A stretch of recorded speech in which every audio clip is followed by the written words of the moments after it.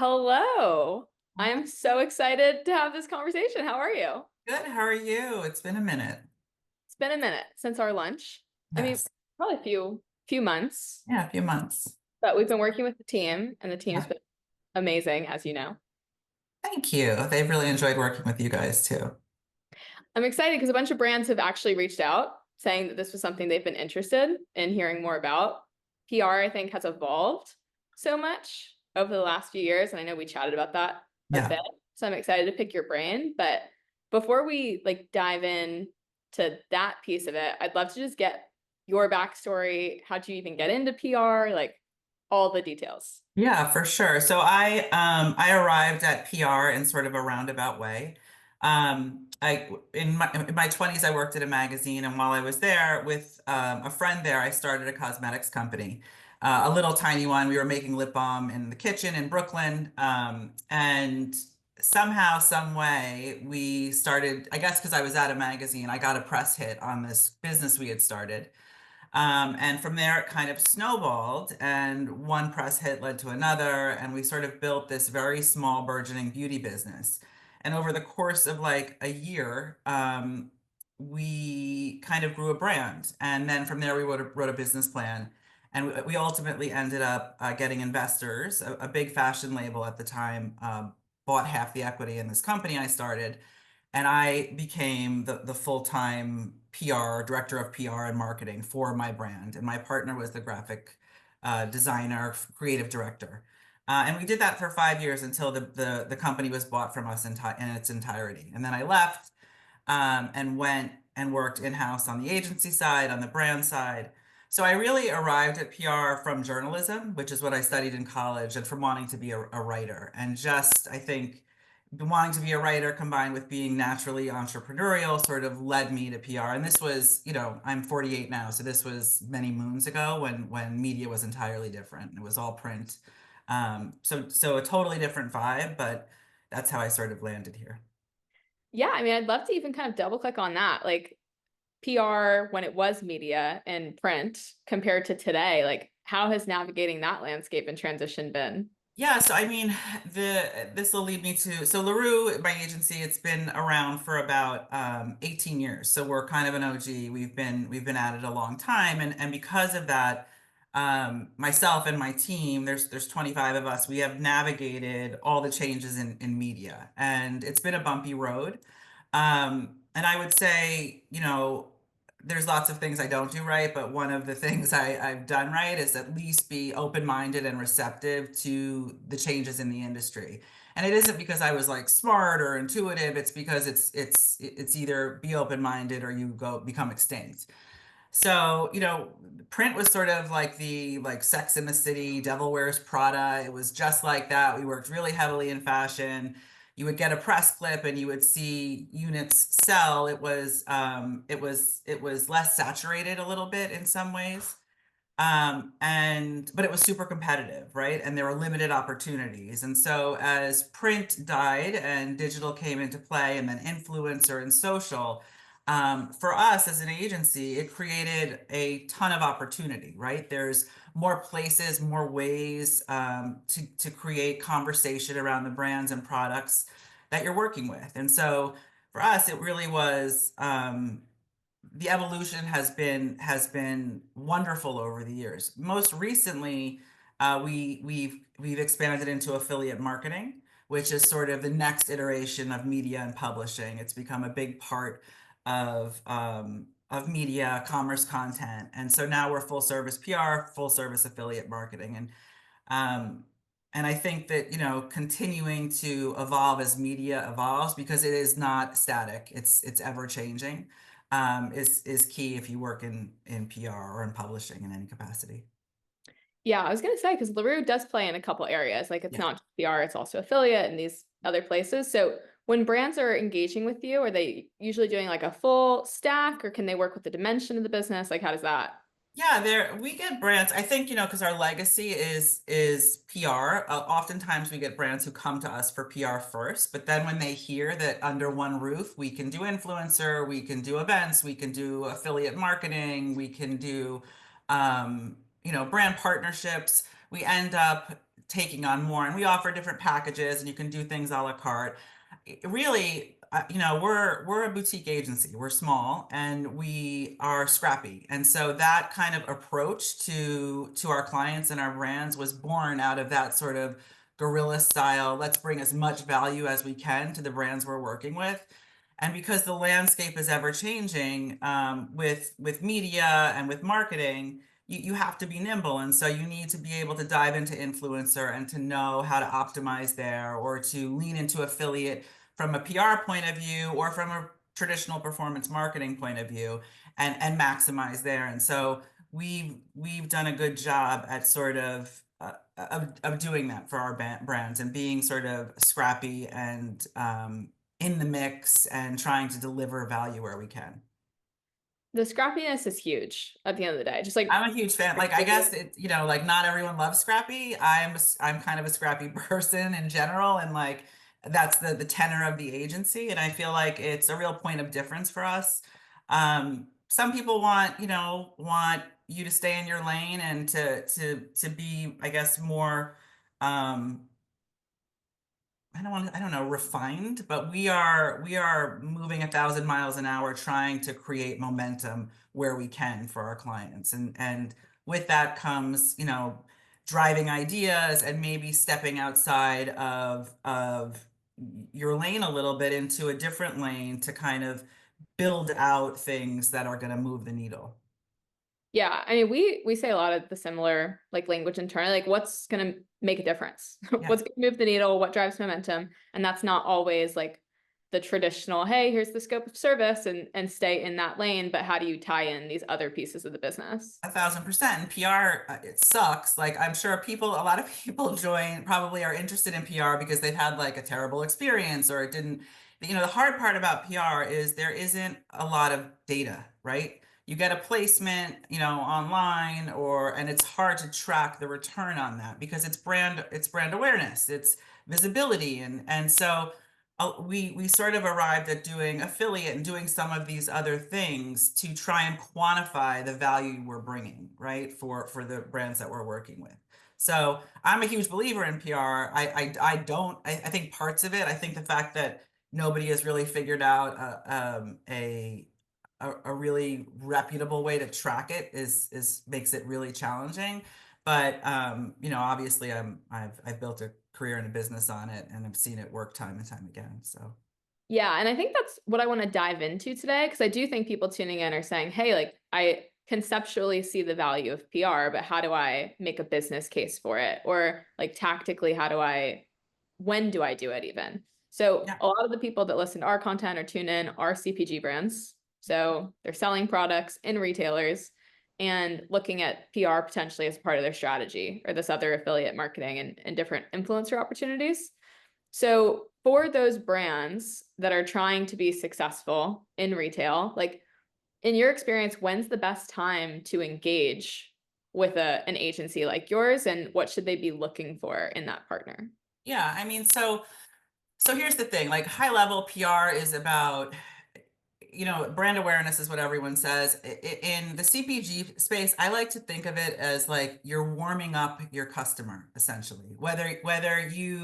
Whether that's consciously happening or subconsciously, PR is helping to warm up the customer, to make them receptive, familiar, have an inkling, or know about your product, your brand, your service, whatever you're doing, right? That's what PR is. And it's in the best sense, it's supposed to be earned, so not paid for. And so there's an element of additional credibility that can come with it. Whether or not that's 100% true in different settings remains to be seen, but theoretically, that's the perk.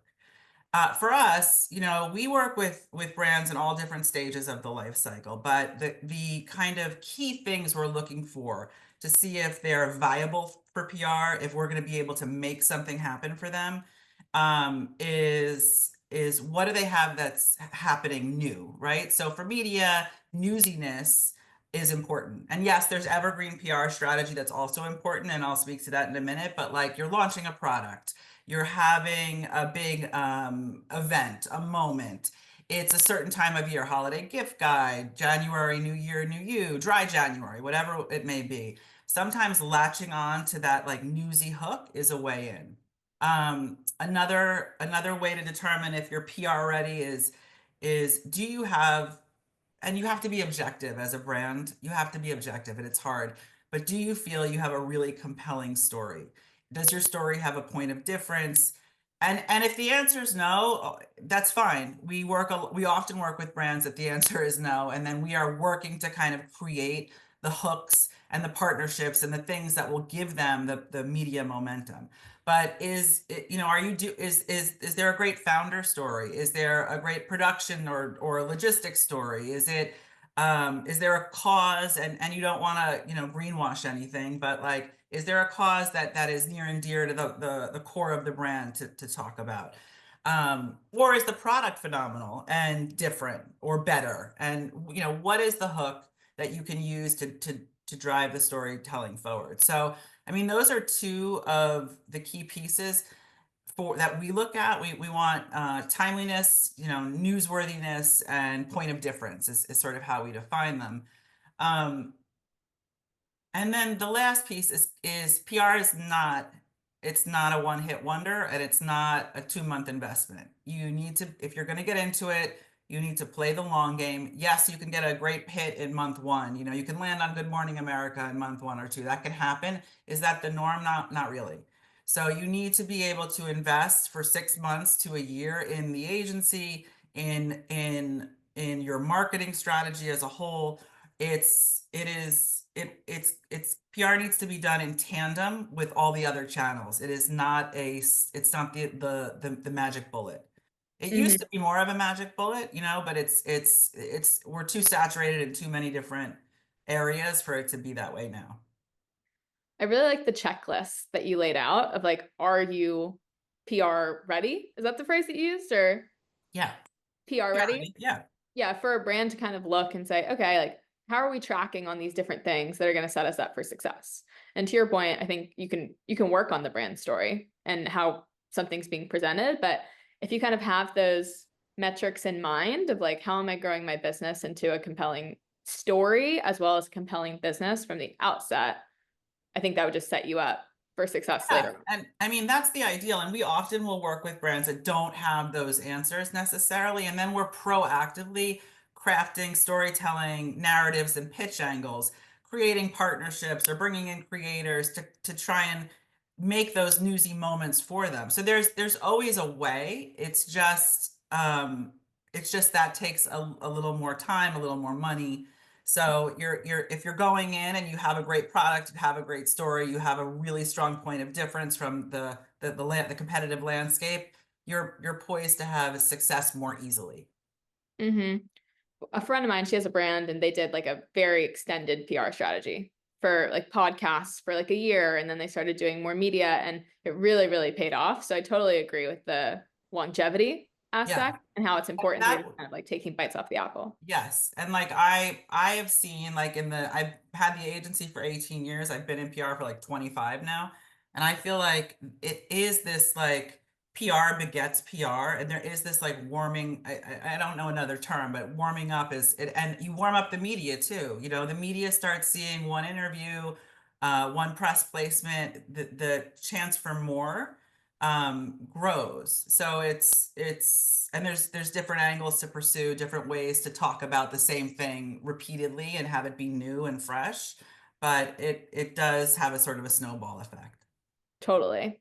And I'm curious for the CPG brands you've worked with specifically and kind of retail. Like retail, I Yeah, think can be a hard nut to crack because totally. it's regional potentially or it's national, it's very specific and it changes really often. So I'm curious, like, how do you think about supporting a retail push for brands? Yeah, we have a lot of brands that are have national distribution in different retailers, and we get creative and we will do all kinds of things. So if we're doing a regional launch and we want to create regional momentum, then we'll craft a strategy that's more local and regional, and that could include influencer, it can include press, it can include events or calls to action. Things like what you guys are doing are key.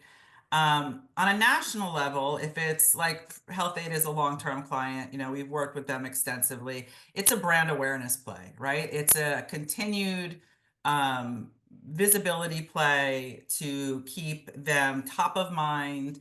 And they're great to work with because they're super creative in their marketing initiatives. They give us a lot of fodder that we can push out there, and they're really receptive to ideas. So it really is about building a tailored strategy for the brand and product that you're working with based on their specific goals. We had another brand that was going into smaller brick and mortars in different territories, and we crafted a really sort of um, local strategy. There was out of home. There was, a lot of moving parts, but they saw a ton of success from that. And so I think it is about looking at the individual brand and being creative. Um, and all of it is an awareness play and staying top of mind, whether it's national or local. It's all important. And you referenced the building. I'm curious if any of the brands you've worked with, how, so say I do get a PR win, Mhm. placement I'm really excited about. How have they leveraged that media in maybe other channels to then grow their presence with other outlets how, like, what does that stacking kind of look like as you've I seen? mean, there's a lot. Sometimes it works for sure. They'll get, there's brands that'll get win a media award, best X, best Y, and they'll promote that, everywhere across their socials. Maybe they're going to pay to have it tagged on their product box, whatever it is. There's things like that. More often than not, it's we're creating other collaborations, partnerships, events, moments that we're using PR to further amplify. So PR becomes sort of the mechanism for distribution and awareness creation. So and it creates visibility, right? It helps things go viral. It creates media moments. There's big wins that come from that. So we had a client called Together that they had that shirt. Everyone watches women's sports. Everyone's Yeah, watching, yeah. right? And so that wasn't the exact saying, but like they launched this shirt. It got on celebrities. It was online. All the celebrities were online. It's a different product category, but it created like such momentum and such visibility. Um, so it's really a way to amplify, right? Like it's really a tool for amplification, and it does need to work in tandem with marketing and all the moving parts that are going to drive a brand forward. So it's important. Yeah, because we were collabing with your team at one point on like different ways to kind of amplify different channels. And it was like, okay, if not for us, but on behalf of the brand, like if they did have that local event or if there was some influencer that was participating, how do you kind of leverage that in a different way? And even like a content piece that we did with Health Aid got picked up organically and then did really well. So it's interesting to kind of see like if That's you just put it amazing, out in right? the wild, it can take on a life of its own. Yeah, I mean, the cool thing about Vizer is like the actual value of driving the foot traffic, but also the data piece, right? For us, like getting to see what's successful and what people are receptive to online and what resonates, like that kind of information is sort of invaluable, and it's up and it's been harder to get up until we worked with you guys, so it's been really beneficial. We are trying to connect the dots. Yes. Well But done. no, that's awesome. And for the like agents, so say I'm sold, right? I'm a brand. Okay, this is something I want to do. I think I'm PR ready, as Mhm. we've described it, and now I'm looking for a partner. Mhm. Like, what should I be mindful of in that search as I'm looking for the right agency for me?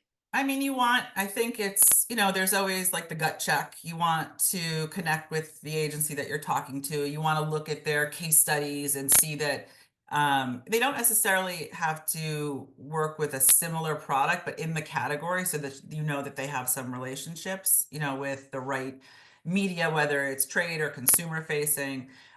You want to have a sense of what your KPIs are, how are you tracking success? Because PR is brand awareness, because it doesn't come with, yes, we give reporting and we give, monthly views and all of that, but some of those numbers are just sort of fluff. I don't know how, it's the industry standard, but they don't always mean a lot. So what are the things that you're looking to see happen? Is it that you want the story in you want the Fast Company story and the New York Times story and the feature on Good Morning America, and those three benchmarks are how you're gauging the success?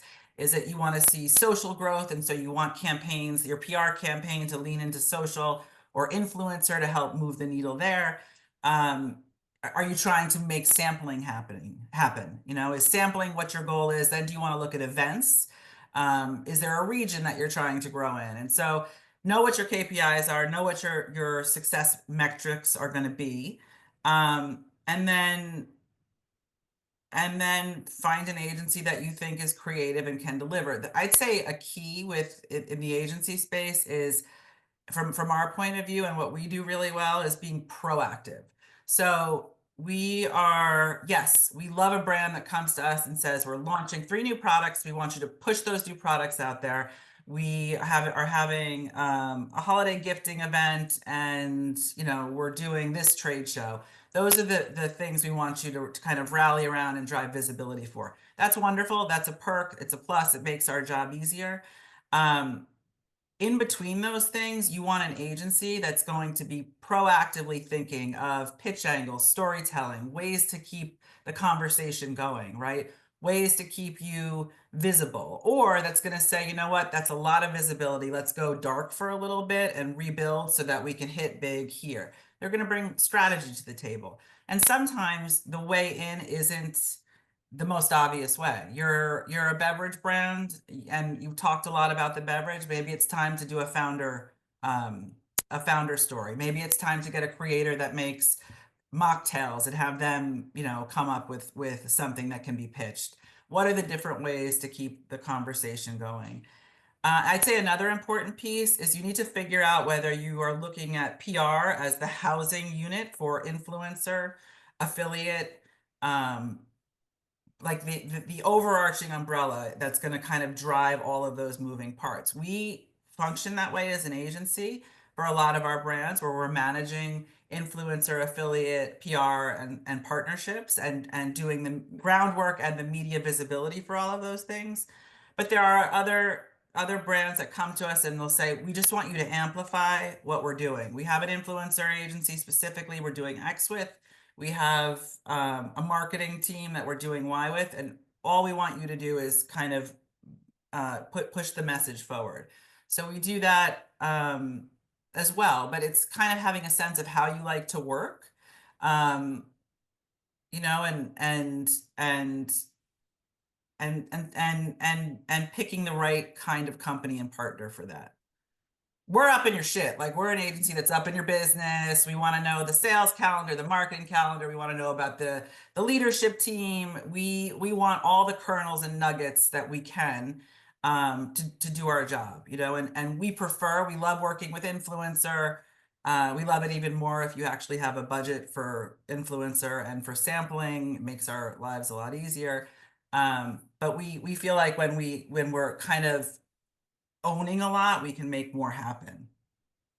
The play-by-play of that was super helpful, because I think if you're a brand, you can kind of, and these are conceptually, I think we know that we should plan ahead for how we're going to have success in a partnership. Conceptually, you always know. In reality, it doesn't work that way, but yeah. But I think it can be easy to kind of spin up an agency partner and sit back and cross your fingers and hope that it's going to deliver the long-term value for the business, and really taking that like critical lens before of what are my success drivers? Like, what do I need to do to evaluate success here? Because it's not paid media where I'm going to say, okay, I put in this budget and here's how much money I made 30 days later, right? So having a really clear indication from the outset, this is what I need for this to be successful, and then taking that to different partners, they can tell you if that's something they feel confident delivering on, but at least you're like aligned moving forward. I can't even on the commerce content piece, the affiliate upper funnel part of PR, which is there is data and there is it's performance driven, right? But it's not an immediate win. You takes if you are new to affiliate, you have to build an affiliate program before you can really see an ROI there. I can't tell you how many brands that we talk to that they're like, we're really, we really, and I get it. You have limited dollars. You want to track your spend. You want to see the return. Um, but you also have to have, reasonable timelines, reasonable expectations and benchmarks, and other things working. Like when we get a brand that comes to us and they're like, we have X amount of dollars, we're going to invest it in PR, we're not doing anything else. I am always like, no thanks. Like, no thanks. It can't be siloed. You have to be moving on a number of different levels to be successful. The landscape is too competitive now. And so that's something that you guys can help with. Like, hey, let's look at your strategy. Where do you have different budgets to amplify? And is that Yeah. sufficient for this long-term goal that you've set? Yeah, and we're like, I mean, we're fairly brutal. Like if we're but because we're trying to manage expectations. So like we just had this a new business lead come in, really cool product, but we had, three calls, and by the end I was like, you're not going to win. You're not going to win on PR. There needs to be more, you need to be firing on all cylinders. And it wasn't even about money. It was just a very single-minded approach that wasn't going to move the needle, and we were going to be set up to fail. And so I couldn't in good faith proceed because it wouldn't be successful. So I think, we're good at like assessing, and I will share that with a brand, our biz dev team will share it too. And if we don't think it's a win, if they want to proceed, knowing that, that's another conversation. But yeah, I think it's important. Transparency at the end of the day, I think, is the biggest green flag in a partnership, right? If we're going to work together long term, like we need to discuss the reality of the situation, what we think can be done here or can't be done. So I think that's all. 1,000%. As you know, earlier in the agency when I was much more of like a pleaser. I just wanted, you can have all the good intentions in the world and do all the work in PR and still not be able to make anything happen because there's parts of it that are beyond your control. So you really have to believe in the brands and products and founders you're working with. We had some audience questions come in, and one of them kind of touched on that. So I'm curious, the question was, what are some common mistakes that brands make when integrating PR into their strategy, and what advice do you have?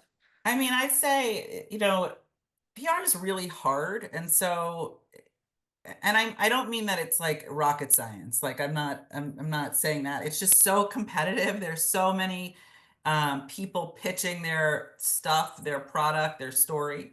And so I think a lot of time brands maybe don't realize how saturated the landscape is and how hard you have to work to get your story heard. Even us, even as an agency with like OG relationships, we can we can reach out to editors that we've worked with for 10 years or writers and pitch our story. If it's not a compelling story, they're still not going to feature it, right? It's not magic. So I think it's really honing in on what makes your story different. It can't just be that you're, sustainably produced. There needs to be more of a hook. And so I think it's kind of figuring out what that is and how to do it. I think I think timeliness can be really helpful. So the timing of when you're launching your product in relation to when you want press is important. New is a big way in, right? New product, new line, new brand, new service, something different. Those are big media moments. So I think looking at that strategically and taking advantage of that. If you're not in PR, it's hard. It's hard. It's hard when you're in it.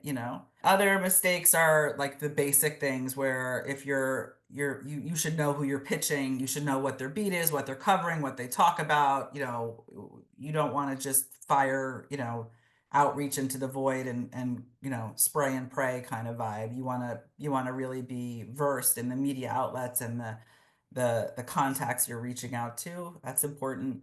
I think the last thing is like expectation management. It is a slow and steady build more often than a like a magic bullet. And so you have to commit, you have to say, I'm going to give this a year. I'm going to give this 6 months and then gauge it at 6 months and then give it another 3 months. And that's how we have, a lot of long-term brands that we've been with for years and years. They commit and over time, working together, they see the real ROI on and the value in what we're doing.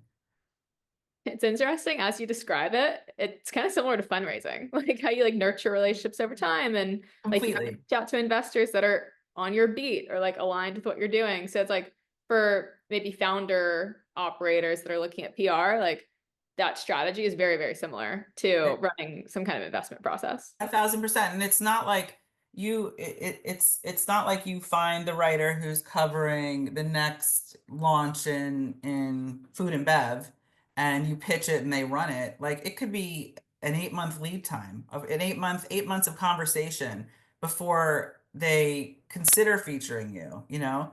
I mean, Mhm. it can happen. We've had it happen certainly more quickly for, and there are different nuggets like a celebrity related brand or when there's fundraising, that's a media moment we can hook onto and sometimes use to drive coverage forward. So there are ways to expedite the process, but if you're really sort of dealing with the basics and don't have the other bells and whistles, you can't expect it to happen too quickly. I almost wonder if we could like role play. Like, say I'm a brand and I know I'm gonna have nationwide distribution coming up in Walmart. And it's a big launch for me. If I wanted to be successful using kind of the multi-threaded strategy you're talking about, like how early should I be engaging with these things and what would my stack look like with the Are services you are you you do? you're launching your new brand? Like I'm expanding into Walmart. Maybe it's not my first retailer, So but existing brand expanding into Walmart. I mean, we in our ideal world, 2 to 3 months is pre is ideal. We have certainly taken on brands that have come to us a month before. We actually just had this with an amazing hair care line. Um, Phenomenal brand, great marketing, great packaging. Just the whole like chef's kiss and they rolled it to new retailers, they launched a new product, they did an event, and all of those things helped create a lot of visibility and momentum, right? And so we would say, and we had a 3 month lead time with them, and it went, and the trickle effect is still happening from that. And so I'd say in an ideal world, 2 to 3 months in terms of timing. Um, and they had a real hook, they had a real angle for what they were doing, and it just makes a lot of difference. Now, for sure, part of our job is to take the brands that maybe are reimagining cauliflower rice and to figure out how to get press for them. It's not as sexy as like a really, trendy hair care line that has like, pop culture references and can tie into fashion. But we've worked a lot with brands like that too, and have done things to kind of make media moments for that retail expansion. And it could be an in-store event, it could be a call to action campaign that we're helping to promote. So, um, yeah, it's cool. I work.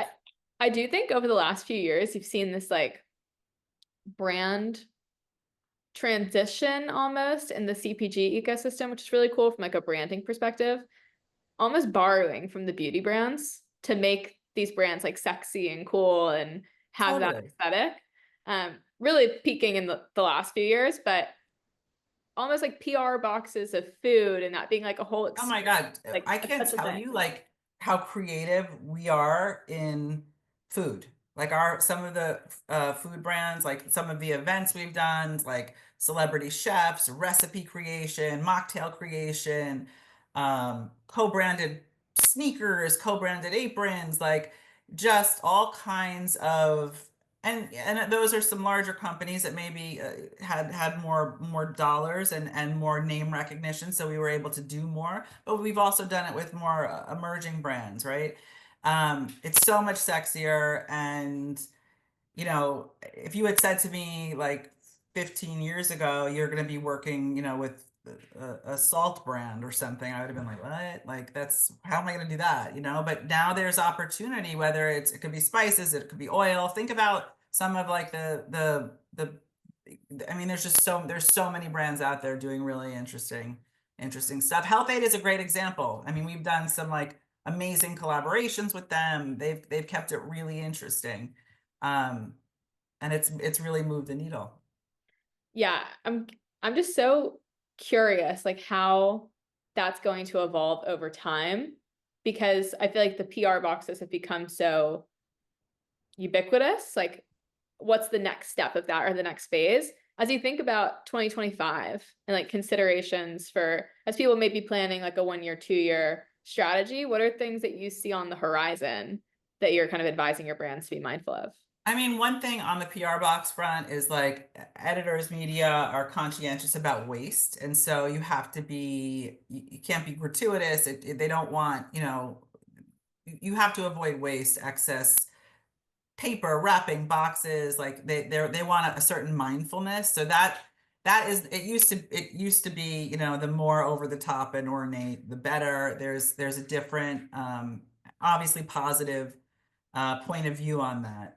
I do think, like I just saw, I feel like it was at a Complex Con, Big Sean and Chips Ahoy did a collaboration for Chips Ahoy is launching like a big Chips Ahoy cookie. So they got Big Sean rapper, and he's in a booth that he's in like the I guess the Chips Ahoy booth at Complex Con, and like they did swag, and so I think those kinds of co-branded um collabs are gonna be important. Now, not everyone can harness, you know, Big Sean or a big name, but there are other ways to kind of thread the needle with creators or co-branded partnerships, to kind of give yourself, um, to make your product be more noticed by the consumer and by the media as well in those mailings. So, um, yeah. Did you see the Bureau Tom Holland launch that just happened? It's like a Yes. non-alcoholic beer. I thought that was really well done. Tom Yeah. Holland, but like with the podcasts that he went on, they were very like aligned, I think, Yeah, rich for role and things like sure. that. I So I I thought it was love looking tricky. at partnerships like brand collabs. There's a lot happening. I feel like sneaker brands and food brands are doing a lot. They can get really creative. I'm a sneakerhead, so I personally always pay attention to those kinds of launches. Um, but I just also think there's like some of that falls into like the PR stunt category, like the collab Snoop did with that stove. Did you see that Oh one? yes. Like Solus. that, brilliant. Like it Yeah. was so smart. And I had so many people be like, doesn't smoke weed anymore. And I was like, what? It's just such a good stunt, and didn't take, I mean, yes, they had a harness Snoop. So I got, obviously there were dollars to be wielded there.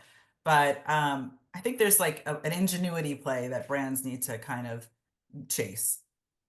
The common theme seems to be creativity. Like, how are we looking at the strategy and the goal and the timeline and the resources and figuring out the best at bat to get something up that can snowball into something bigger? Would Oh, you I mean, agree? you're talking from I approach PR. I arrived at it from wanting to be a writer and an entrepreneur. So I lean into the creative part. That's the part that makes it interesting to me. There are tactical things like you were talking about fundraising. It's a media moment. There are different, and some of it might be more trade centric than consumer facing. But I think for those big consumer media moments, where you want the story told, then it is about creativity, you know. And I'm asking so many questions because I'm curious, but I will get to one more of these audience questions, but I have one more. What is the role of the the person or like the individual that you're seeing growing in the media landscape versus a brand, whether that's like a consumer, a shopper, a founder, like how has that been I changing? mean, almost every brand we work with, we are looking at, there's a human part of it. It's very rare that we're just doing product placement anymore.